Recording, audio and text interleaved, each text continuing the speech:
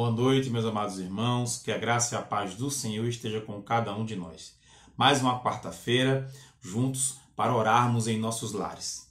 Eu quero aqui comentar como foi bom estarmos juntos de forma online nessa pandemia, né? Nós realmente tivemos que ter encontros dessa forma online, mas dizer a você que agora, né, hoje será o último, acredito eu, né? De repente a gente pode até voltar, mas acredito eu que o último da forma online nas quartas-feiras. Nós queremos na próxima quarta-feira voltar presencialmente, não é? De forma que venhamos a orar juntos, não é? E ouvir uma palavra do Senhor. Mas neste momento será este o último momento assim de forma online, gravada, não é? Com esse estudo bíblico dessa série de mensagens, pequenos livros mais importantes. Então, na próxima quarta-feira estaremos no templo. Mas quero aqui fazer uma oração inicial com você. Hoje teremos justamente o último livro, que estaremos aqui trazendo o seu resumo e o seu propósito, mas que Deus esteja falando no teu coração, te ensinando, né? Dizer que cada momento que estávamos aqui falando para cada um dos irmãos, nós fizemos isso, mas com certeza o Espírito Santo é que estava nos usando, o Espírito Santo é que estava falando ao irmão como estava falando para mim. Portanto, todo o mérito, toda a honra e toda a glória seja dada ao Senhor Jesus. Mas hoje vamos ainda orar em nossos lares. Eu peço que você feche seus olhos e vamos fazer uma oração inicial. Senhor nosso Deus, nós te bendizemos, nós te adoramos, ó Pai, por tudo que o Senhor é, não só pelo que o Senhor faz, mas pelo que o Senhor é.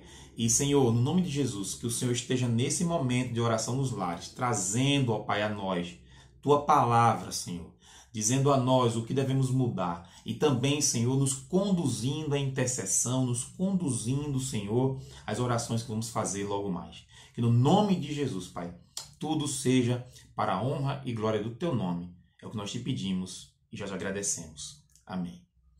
Amém, queridos? Que Deus nos abençoe. Nós vamos agora, nesse momento, passar para as nossas orações nos lares e convido você para estar intercedendo pelos nossos irmãos, amigos, pessoas que estão precisando, né? A pandemia não acabou, precisamos de interceder e orar por eles. Logo depois teremos então a última palavra da nossa série. Vamos orar então nesse momento.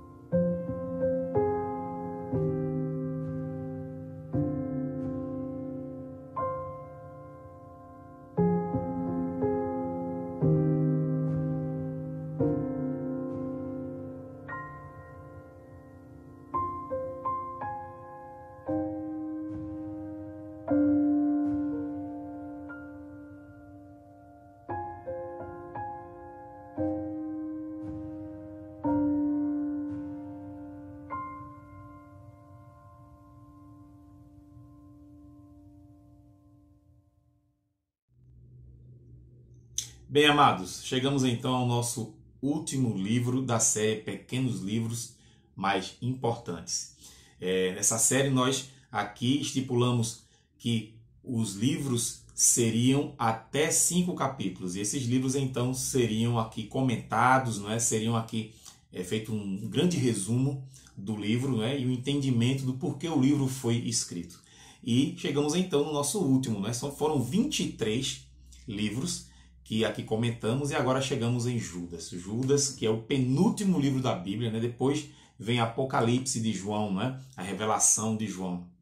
E Judas, ele é o penúltimo, e é um livro de 1 capítulo e 25 versículos.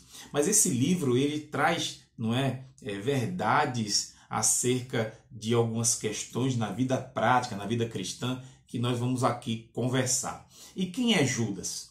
Judas é o meio-irmão de Jesus, não é? O nome Judas, na verdade, se você for olhar no hebraico, quer dizer Judá.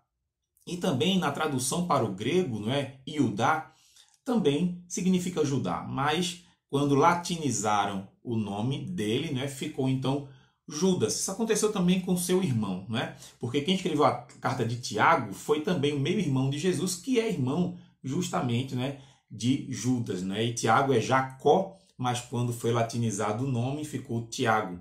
Então, tanto Tiago como Judas são meio-irmãos de Jesus. Nós vamos encontrar a referência para isso, né, em Mateus, no capítulo 13, versículo 55, ou Marcos 6, versículo 3. Mas, enfim, Judas, então, é esse meio-irmão de Jesus. Nós não temos mais nada, não é, a falar dele, a não ser nos evangelhos o nome dele é citado, como já comentei aqui na referência, o nome dele é citado, mas sobre ele nós não temos nenhuma informação, a não ser da sua própria carta, essa carta que estamos aqui conversando, né?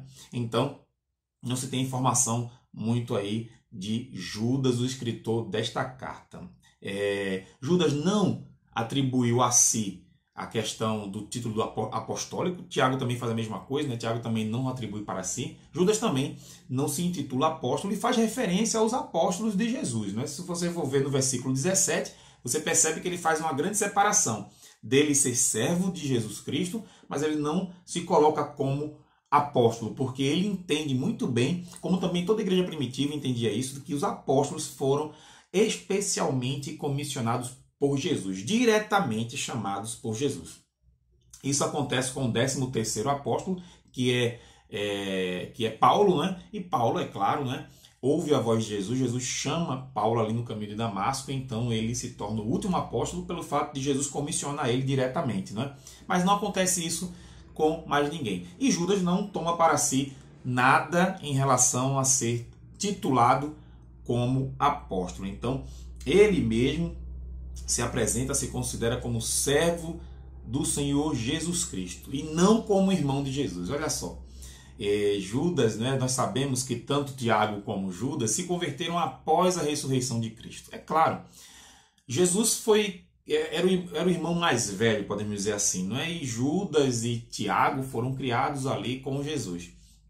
Então Jesus agora começa seu ministério e diz que é o Messias e o reino de Deus chegou, e eles duvidavam, mas após a ressurreição de Cristo, essa dúvida, claro, eles viram Jesus ressurreto e viram ali Jesus Cristo voltando dos mortos, então aquilo trouxe a fé para eles, eles se convertem. Tiago então se torna um dos líderes, não é? Se torna uma pessoa que é líder da igreja, e o Judas aí escreve a sua carta e também é um servo fiel do Senhor Jesus. Mas ele não usa o termo que é irmão de Jesus, mas usa o termo servo do Senhor Jesus Cristo. Daí nós começamos a perceber a ídole de Judas. Percebemos a conversão dele. Ele podia usar de alguma forma que eu fui criado com o Messias, eu sou irmão do Messias, mas não. Ele deixa bem claro que é irmão de Tiago, mas servo de Jesus Cristo, né? Então ele demonstra, não é, demonstra que ele poderia ter um parentesco aí físico em Jesus, porque ele cita, né, ele fala que é irmão de Tiago, mas ele prefere dizer sou servo de Jesus Cristo, assim como todos os cristãos do qual eu estou escrevendo.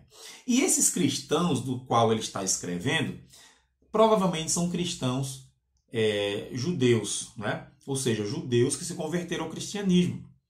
Alguns até chamam de judeus messiânicos, né? Mas enfim, judeus que se converteram ao cristianismo. E por que a carta ela é endereçada para esses judeus que se converteram ao cristianismo? Pelo motivo do conteúdo da carta. O conteúdo da carta ele está repleto de literatura judaica. Tanto o Antigo Testamento que nós temos, né? Porque ele vai citar ali muito Gênesis, né? Se fala também de alguns profetas, mas também ele utiliza literatura popular, antiga judaica. E isso nós vamos perceber. Ele vai utilizar, por exemplo, 1 Enoque, que é um livro chamado pseudoepígrafo, né?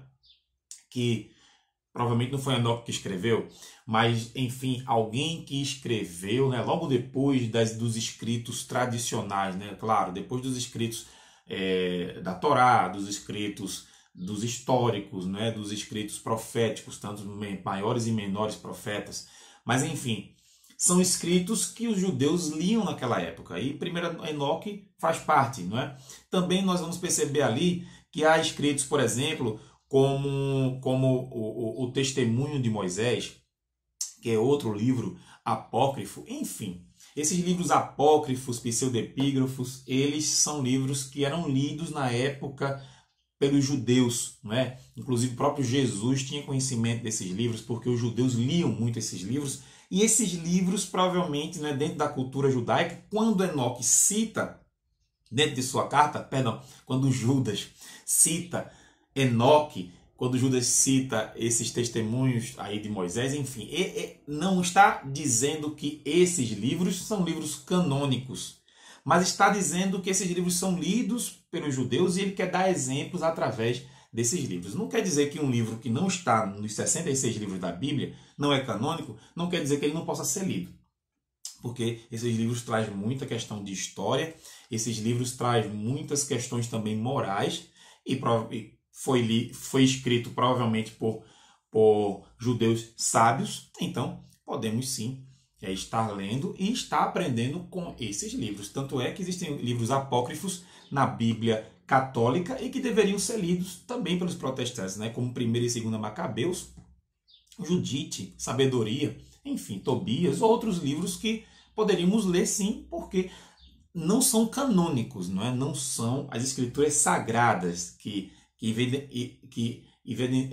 dão evidência de que houve ali uma inspiração, Deus inspirou os 66 livros. Mas esses que são apócrifos, ou esses que até o Judas está citando, pseudoepígrafos, enfim, podemos ler e entender a cultura, entender o tempo, entender o que ocorria ali. Eu estou estudando toda essa explicação para que a gente entenda, porque tem muita gente que tem dúvida quando lê Judas, né? Porque vai perceber algumas coisas que daqui a pouquinho vamos falar sobre elas. Mas enfim, Judas escreve para esses judeus convertidos, não é, ao cristianismo e deixa claro uma coisa, que o principal propósito desta carta para esses judeus cristãos, não é, que não tem endereço, mas são todos eles convertidos ao cristianismo. E claro, eu entendo que também serve não só para judeus cristãos, mas vai servir também para a nossa vida, para todo cristão. Ele deixa claro que o propósito da carta é alertar a igreja para o perigo da invasão dos falsos profetas e suas falsas doutrinas. E aí, se você está me acompanhando todas as quartas-feiras, vai perceber que nessa série, muitas dessas cartas gerais, né, tanto de Pedro como de João, agora Judas, Tiago também cita isso, todos eles, na verdade, citam sempre os falsos profetas e as falsas doutrinas, né? Creio porque nesse primeiro século da igreja houve realmente isso, né? A deturpação da doutrina. E me parece que isso eram alertas, porque na verdade isso não acabou até hoje. Até hoje nós infelizmente vivemos essas questões de falsos mestres, falsos profetas, falsa doutrina, falso ensino. Não acabou. E essas cartas servem para isso. Mas vamos perceber então essa carta de Judas, o que ela traz para nós em relação aos falsos mestres e falsas doutrinas. Porque todas as outras cartas vão se juntando, uma traz alguma coisa, outra traz outras coisas, e a gente vai juntando todas elas. Então vamos lá, vamos começar falando da carta de Judas, depois dessa pequena introdução. Então, a carta de Judas, ela apesar de ser pequena, ela afirma doutrinas essenciais da nossa fé, da fé cristã. Por exemplo, ela vai falar, nisso estou falando toda a carta, tá? Ela vai comentar a respeito da vocação eficaz, ou seja, que nós todos somos vocacionados, todo cristão é chamado, né, para a obra do Senhor. A eleição incondicional, dizer que Deus, né, escolheu cada um de nós e que essa escolha foi por meio da graça, não por obras. Também ela vai falar sobre a perseverança dos santos, ela vai tratar sempre disso, a perseverança dos santos, que o crente ele vai perseverar porque Deus está com ele e Deus guardará ele até o fim. Vai falar sobre a salvação, com certeza. Inclusive, vai dar evidência que a salvação não se perde, mas estamos firmes, né? A perseverança dos santos até o fim. Então, a nossa salvação é dada por meio da graça em Jesus Cristo e está até o fim conosco. A vida eterna, ele também vai falar sobre isso, não é? Sobre nós herdarmos essa vida eterna junto com Deus, e falará também sobre a condenação dos ímpios. Vai bater sempre nessa tecla, vai bater muito, na verdade, você vai perceber na divisão da carta que você vai perceber que vai falar muito de rebeldia e condenação dos rebeldes. Então vamos começar. Vamos começar então para o primeiro ponto, né? Já que é um capítulo, vamos só falar dos versículos. Então, do versículo 1 ao versículo 4, nós vamos ver aqui um tema chamado a luta pela verdade, pela verdadeira fé. A luta pela verdadeira fé. E aí, quando ele fala a luta pela verdadeira fé, nós temos uma pergunta: por que lutar pela fé? E ele vai responder justamente do versículo 1 ao 4. Ele vai estar falando lá, e o versículo 4 vai deixar bem claro isso, que lutamos pela fé por causa dos falsos mestres, por causa desses mestres corruptos, infiltrados na igreja. Então o versículo 4 deixa bem claro de que a luta pela fé é porque nós temos infiltrado na igreja, né? E aqui está falando da igreja do Senhor, mas nas igrejas, não é, locais que nós temos, nas igrejas cristãs, nós temos, infelizmente, falsos mestres infiltrados. E devemos sempre estar lutando pelo verdadeiro evangelho, lutando pela fé, a fé genuína, porque há sempre esses falsos mestres. E aí, continuamos, versículo 5 até o 10, né? Agora você percebeu que aumentou bastante, do versículo 5 até o 10, nós estaremos vendo aqui, ele começa agora a falar algumas coisas, perceba, ele vai falar agora de 3 exemplos no Antigo Testamento sobre rebelião e justiça divina. E esses 3 exemplos estão no Antigo Testamento. Ele até traz um quarto, que é um bônus, vou falar aqui para vocês, mas são 3 exemplos que estão no Antigo Testamento. E falando de rebelião, mas a justiça divina que foi sobre essa rebelião, tá? Então, no versículo de 5 a 10 vai falar sobre isso. Vamos ver o primeiro que ele traz, né? Fala sobre a rebelião de Israel no deserto. E nós sabemos como é que foi isso. Está em Números 14, não é? O livro de Números, capítulo 14. E no capítulo 14 vai falar da rebelião que o povo de Israel vivia no deserto. Depois disso, ele vai também falar de outra rebelião, que é a rebelião dos anjos, não é? Ou seja, os anjos rebeldes. E aí é interessante porque ele usa agora o pseudepígrafo, ou seja, aquele livro que colocaram como primeiro livro de Enoque, mas não foi Enoque que escreveu. Nós sabemos que Enoque bastante tempo e foi arrebatado, né, por Deus. Mas enfim, esse livro que tem o nome de Enoque, é pseudoepígrafe por isso, porque não foi Enoque que escreveu, mas ele vai citar justamente nesse livro de história judaica, história antiga judaica, sobre os anjos rebeldes. E aí é interessante porque nós percebemos que isso a própria Bíblia, o próprio cânon, vai falar que existe anjos rebeldes realmente. E ele conta então, né, a questão de anjos presos, né, anjos acorrentados, né, porque fizeram coisas hediondas. E aí alguns vão apontar que uma das coisas hediondas que foram feitas foi ali em Gênesis 6, não é? Algumas pessoas interpretam que os anjos tiveram relações com mulheres humanas, mas enfim, né? São formas de interpretação. Eu não vejo bem assim. Eu vejo outra questão, né, de descendência de Sete e descendência de Caim. Mas, de alguma forma, ele cita aqui primeiro Enoque e, com certeza, tem o entendimento dos judeus cristãos, eles vão entender porque eles liam esse livro, né? Porque fazia parte da literatura histórica deles. Então, e não está errado ele falar sobre anjos rebeldes, porque existem sim, né, os demônios, os anjos que se rebelaram contra Deus e que por isso estão condenados, não é? E segundo consta ali em Enoque, não é um livro que podemos dizer inspirado por Deus, mas conta que alguns estão até presos até então porque fizeram coisas hediondas. Mas enfim, ele fala da rebeldia desses anjos, não é? Que Satanás é um dos exemplos claros sobre rebeldia angelical, né? E que está destituído, que está expulso do céu por causa disso. Então, essa é a segunda rebelião. Primeira rebelião fala do povo de Israel, segunda rebelião desses anjos rebeldes. E aí, o terceiro exemplo é Sodoma e Gomorra. Sodoma e Gomorra, quando os homens queriam abusar de dois anjos. Está ali em Gênesis 19. Nossa igreja está acontecendo todo domingo, né, a exposição bíblica de Gênesis. Então, se você puder assistir, se você quiser assistir, não é? Estamos transmitindo também ao vivo pelo Facebook. E aí, nós estamos pregando estamos até justamente no capítulo 19, não é? Quando se fala a respeito disso aqui, né? Então, a rebelião ali em Sodoma e Gomorra. E como Deus intervém divinamente. Então, veja, ele está dando exemplos de rebelião e está mostrando claramente que Deus não deixou barato, não deixou por conta, mas tanto entrou com justiça na rebelião de Israel no deserto, como também aos anjos rebeldes e também a Sodoma e Gomorra. Nós sabemos que foi destruída com fogo e enxofre caindo do céu. Enfim, e aí ele traz um exemplo bônus, não é?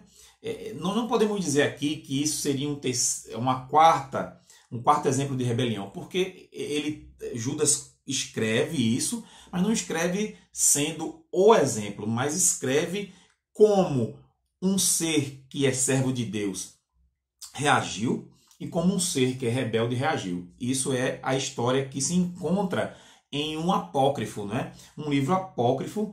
Esse livro apócrifo se chama Testamento de Moisés, né? Ou Testemunho de Moisés, enfim. Então, Testamento de Moisés, aonde é relatado essa história do arcanjo Miguel disputando, não é? Debatendo sobre o corpo de Moisés, aonde Satanás queria esse corpo, enfim. E Satanás começa então a falar impropérios, não é? Mentiras, injúrias, aliás, blasfêmias até contra Deus. E o arcanjo Miguel entrega ali, né? Ele não rebate os impropérios, mas ele entrega a Deus para que Deus faça o juízo correto em relação a Satanás, né? E aí, meio que Judas coloca então, contando essa história do testamento de Moisés, ou do testemunho de Moisés, enfim, colocando a respeito sobre a questão aí de como o servo do Senhor se comporta mediante o falso profeta, que no caso agora, arcanjo Miguel, servo do Senhor, e Satanás, um rebelde, né? E ele traz esse bônus aí para dizer, olha, veja como o comportamento do servo do Senhor e veja o comportamento de um falso, de um rebelde, como Satanás, que é eternamente rebelde ao Senhor. Então, isso tudo é para fechar esse bloco, dizendo das rebeldias e dos castigos e juízo, e demonstrando de que o servo do Senhor reage entregando o juízo a Deus, porque Deus é que trará juízo no final de tudo, e não somos nós, mas sim Deus. E aí vemos esse exemplo ali que se encontra nesse apócrifo, né? Testamento de Moisés, tá certo?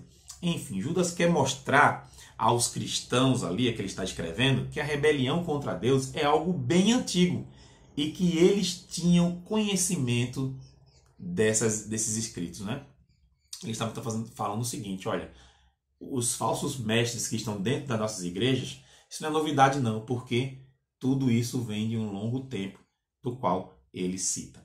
Enfim, chegamos então no terceiro bloco da carta, que vai do versículo 11 até o versículo 13. E nós aqui vamos de novo ter exemplos, mas agora são três exemplos mais uma vez, mas esses exemplos no Antigo Testamento fala dos rebeldes que corrompem outros, né?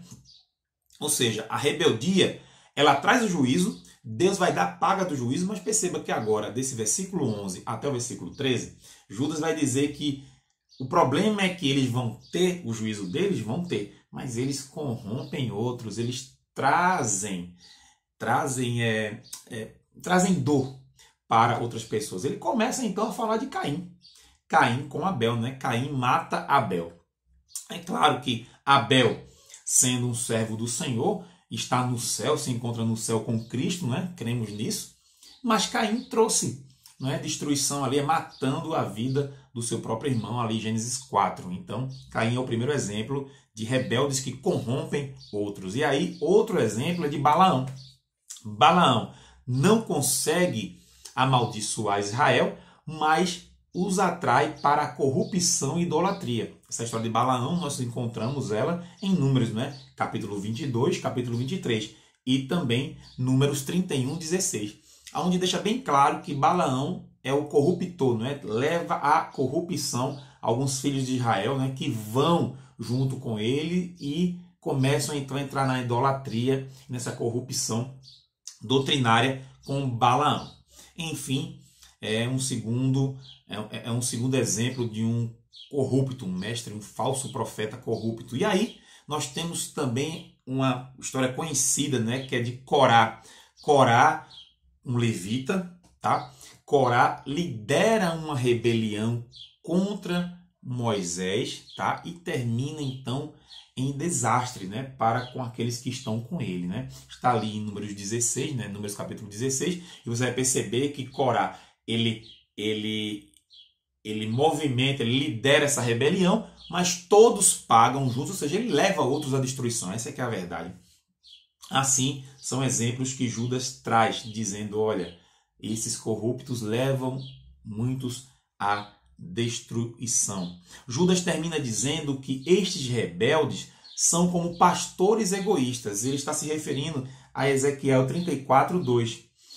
Também ele também dá outra metáfora, nuvens sem chuva, se referindo a Provérbios 25, 14. E ondas de caos, ou ondas em caos, Isaías 57, 20. E veja que ele cita muito o Antigo Testamento, porque os judeus convertidos conheciam a Torá, conheciam o Antigo Testamento todo. Então ele vai citando profetas, ele cita a própria Torá, que são os 5 primeiros livros, né? Enfim, ele vai dando então esse panorama, mesmo não citando o texto, mas citando versículo, capítulo que nem existia na época, né? Mas ele cita texto. E quando ele cita o texto, eles vão entender que ele está se referindo a esses textos que eu estou dando aqui a referência, né? Falando de pastores egoístas, nuvens sem chuva, ondas em caos. Enfim, chegamos então a um quarto bloco que vai do versículo 14 ao 19 e vai falar sobre as escrituras advertindo sobre esses falsos mestres. E aí ele vai dar o entendimento que, olha, as escrituras sempre advertiram sobre esses falsos mestres. Ele começa então a dar o exemplo que, por exemplo, no Antigo Testamento, mais uma vez nas escrituras antigas que ele tinha, né? Porque o Novo Testamento não estava totalmente aí escrito, ele estava escrevendo essa carta, mas ele aponta para lá na Antiguidade. Ele cita de novo 1 Enoque, o pseudoepígrafo, né? Ele cita 1 Enoque mais uma vez, mas ele está citando 1 Enoque, mas faz menção a Gênesis 5, versículo 28 e 29. Como? Ele vai falar que lá naquele tempo, né, já havia advertência divina a respeito dessas falsas doutrinas com esses falsos mestres, né? Sobre o fim estar próximo, tá bom? O fim estar próximo, e Deus faria justiça sobre a terra em relação a esses pecados, em relação a essas falsas doutrinas em relação a esse afastamento dos homens com Deus. E aí ele está falando de 1 Enoque, mas também está citando Gênesis 5, 28 e 29. Se você puder ler, você vai perceber que o texto trata justamente sobre isso, né? Sobre o mal na terra e que Deus vai então limpar essa terra tal e limpar dessas pessoas más, né? Que aí a gente já entende que seriam essas pessoas que usurpam, que falam mal ou distorcem a sã doutrina e que são conhecidas como falsos mestres ou falsos profetas. Depois Judas, ele ainda, do versículo 14 ao 19, ele vai também dar um entendimento de que as advertências estão também recentes, e aí no caso dele, mais recentes ainda, porque ele vai citar os próprios apóstolos que estão também advertindo que esses falsos mestres vão trazer destruição para a igreja. Tanto é que ele vai falando, e essa referência também está na vida de Jesus, né? Em Jesus. Por quê? Porque está em Mateus 7, de 15 a 19, Jesus Cristo citando que a igreja deveria ter cuidado, porque haverá sim esses falsos mestres, esses falsos profetas. Então os apóstolos repetem o que aprenderam de Jesus, e no tempo de Judas já está acontecendo o que foi falado. Tanto no Antigo Testamento, como também nos próprios contemporâneos dele, os apóstolos, e citação do próprio Jesus, quando ensinou aos seus apóstolos, falando justamente sobre esses falsos mestres e falsas doutrinas dentro da igreja. Então não é algo que é novidade, mas é algo que devemos estar alertas, porque o nosso próprio mestre, Jesus Cristo, já falou. E aí ele vem, então, quase finalizando, versículo 20 a 23, ele vai falar de algo que é uma pergunta. Como lutar pela fé? Né? Como é que é isso na prática? E aí, Judas vai falar aí do versículo 20 ao 23. Judas usa metáforas para indicar como fazer isso na prática. Então, as metáforas que ele vai usar, a metáfora, né, porque não são metáforas, uma metáfora ele usa, e essa metáfora é dizendo que a igreja é o novo templo de Deus. E aí é interessante porque templo para o judeu é muito importante. Templo para o judeu, porque o templo é o lugar onde Deus estava habitando, a presença de Deus. Mas agora são judeus convertidos. Então ele agora usa o templo como metáfora e está dizendo para eles, que são conhecedores de todo o Antigo Testamento, dizer, olha, o templo agora é a igreja. Isso é interessante ele falar isso, porque na verdade ele está apenas se referindo de que cada um de nós, eu, você, enfim, cada um de nós somos templo do Espírito Santo.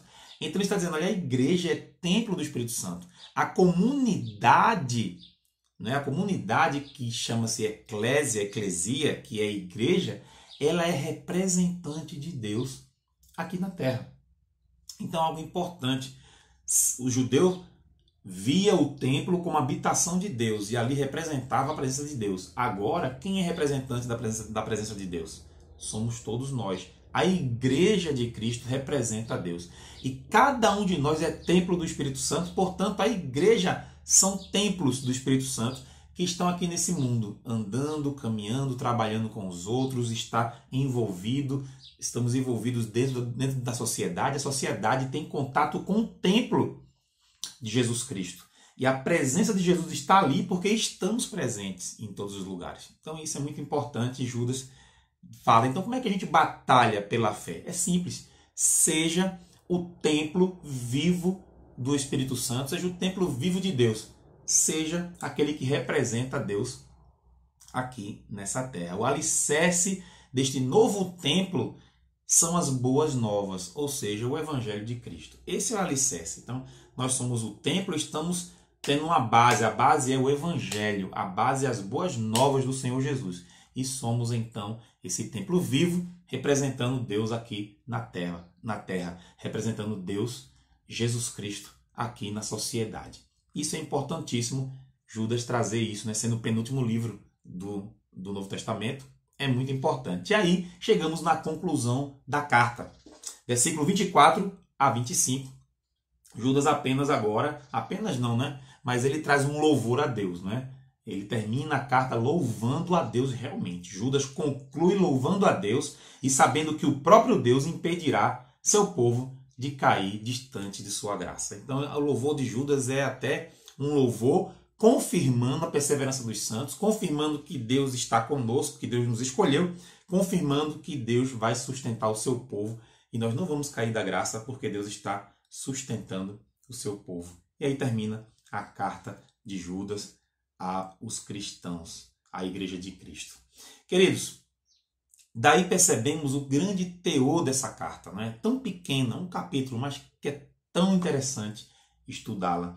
E aí, para nossa conclusão e aplicação nas nossas vidas, nós vamos perceber que a graça de Deus exige uma resposta de toda a nossa vida. Sim, essa graça que recebemos, nós devemos responder a ela, não é? Porque é favor imerecido, graça.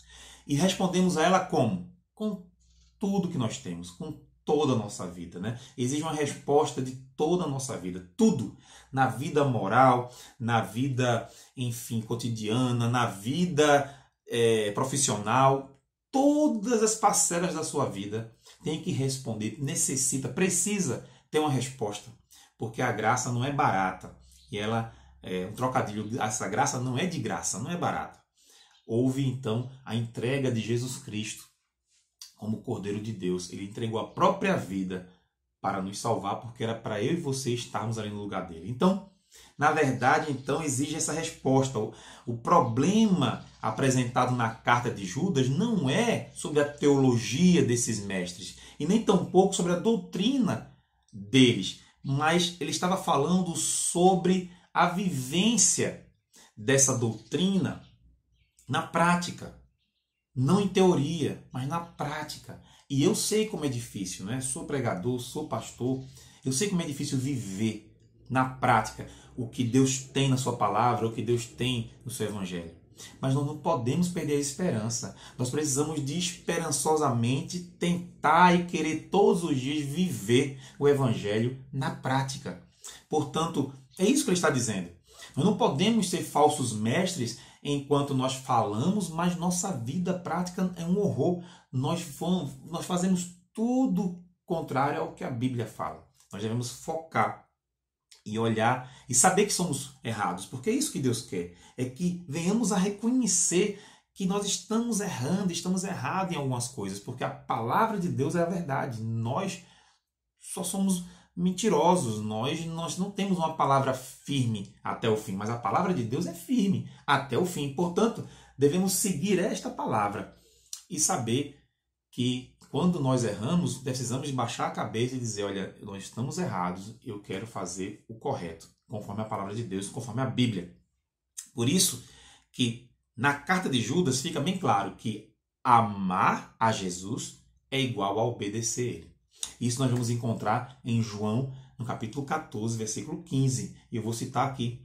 Se vós me amais, Jesus dizendo, né? Se vós me amais, obedecereis aos meus mandamentos. Então, se alguém ama Jesus, tem interesse de obedecer aquilo que ele ensinou. Portanto, o modo como vivemos é o melhor indicador daquilo que acreditamos. E é assim que deve viver um cristão em Cristo. Um cristão deve viver daquilo que ele crê. Porque nós percebemos o que a pessoa crê quando vemos as atitudes dele. Eu não estou dizendo que nós não pecamos mais. Pecamos sim. Mas até quando nós pecamos, nós temos atitudes que demonstram que somos servos de Deus, que somos discípulos de Cristo.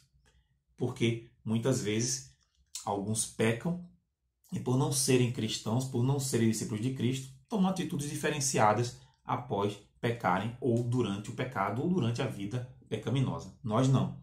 Nós queremos amar a Jesus, obedecendo Ele na prática, e quando pecarmos, nós vamos fazer conforme a palavra nos diz, nos arrepender, pedir a Deus discernimento para não fazer mais, pedir perdão a Ele e continuar a caminhada e a jornada, mas sempre querendo melhorar dia após dia, se livrando de coisas que não competem mais à nossa vida, mas com a vida regenerada, com a vida renovada, vivendo pela graça, vivendo como servos de Deus. Que Deus nos abençoe. Foi muito bom essa jornada, foram 23 livros, né? E chegamos aqui nesse último, mas foi muito bom estar com os irmãos. Quero fazer uma oração e assim encerrarmos esta quarta-feira. Oremos. Senhor nosso Deus, nós te agradecemos. Obrigado, Pai, porque o Senhor nos ensinou. Porque não foi nem o pastor Roosevelt, não foi ninguém que está nos assistindo, mas Teu Espírito Santo esteve todo esse momento dessa série, em todo momento que nós aqui gravamos, em todo momento que os irmãos e amigos nos assistiram. Que sirva, Senhor, de uma iniciativa para que nós venhamos a ler Tua Palavra. E que, em nome de Jesus, em especial a carta de Judas, sirva para nós vivermos a vida conforme discípulos de Cristo. Viver no que crê. É isso que nós queremos, Pai. É no nome de Jesus que nós te pedimos e agradecemos. Amém. Amém, queridos? Que bênção. Então, nós aqui encerramos. Quero dizer a você que na próxima quarta-feira não vai haver vídeo, né, online, porque nós estamos voltando presencialmente. Os horários e como vai ser, nós estaremos falando no culto de domingo às 18h30. Então, se você não puder ir, né, eu te convido a ir para o nosso culto às 18h30, aqui no bairro Tessely Júnior. Mas se você não puder vir, vai ser também transmitido ao vivo o nosso culto. E ali, nos avisos, nós vamos falar como será então os horários ou como será o culto de oração em nossa igreja, no templo, voltando presencialmente. Deus abençoe a todos, vamos continuar orando, porque essa pandemia ainda não acabou, mas vamos orar por isso e estaremos na próxima quarta-feira, se Deus assim permitir, juntos, presencialmente, para a honra e glória de Deus. Forte abraço, fique com a graça e a paz do Senhor Jesus e até outro momento para nos vermos. Deus abençoe a todos.